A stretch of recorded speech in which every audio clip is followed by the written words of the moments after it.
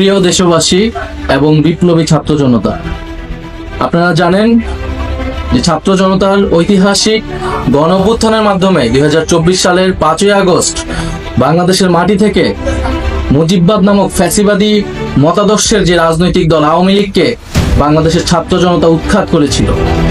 কিন্তু আমরা দুঃখের সাথে দেখছি যে এতদিন হয়ে যাওয়ার পরেও সেই আওয়ামী লীগের ব্যানারে আওয়ামী লীগের লোকেরা এই বাংলাদেশের মাটিতে এখনো মিছিল করার সাহস পায় এবং এই অন্তর্বর্তী সরকারের পক্ষ থেকে তেমন দৃশ্যমান উদ্যোগ নেওয়া হয়নি এই আওয়ামী লীগকে নিষিদ্ধ করার বা আওয়ামী লীগের বিচার কার্যক্রমকে দৃশ্যমান করার। আমরা 5ই আগস্টের পর থেকে ছাত্র জনতা বলে আসছি যে আওয়ামী লীগ কোনোভাবেই বাংলাদেশের মাটিতে রাজনীতি করার নৈতিক কোনো অধিকার রাখে না এবং তার আইনি বন্দোবস্তও করতে হবে। আওয়ামী লীগ গত 1.5 দশক ধরে বাংলাদেশে একটি ফ্যাসিজম কায়েম করেছে। বাংলাদেশে কয়েকটি গণহত্যার সাথে আওয়ামী লীগ জড়িত।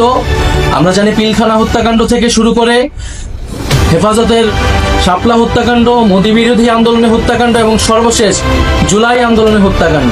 এছাড়া বিরোধী রাজনীতিক লোকেরা গুম খুনের ক্রসফায়ারের শিকার হয়েছে। এই সব কিছুর বিচারের জন্যই কিন্তু এই গণ অভ্যুত্থান হয়েছিল এবং আওয়ামী লীগকে আমরা দলগতভাবে বিচারের দাবি জানিয়েছিলাম, সেটিও আমাদের সামনে দৃশ্যমান হয়নি।